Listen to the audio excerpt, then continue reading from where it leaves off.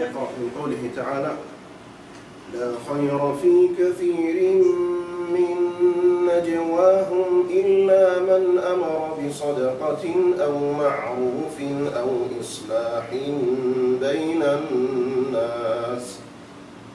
أعوذ بالله من الشيطان الرجيم. لا خير في كثير من نجواهم إلا من أمر بصدقة أو معروف أو إصلاح بين الناس، ومن يفعل ذلك ابتغاء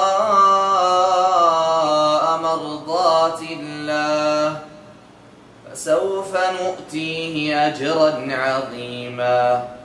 ومن يشاقق الرسول من بعد ما تبين له الهدى ويتبع غير سبيل المؤمنين نوله ما تولى ونصله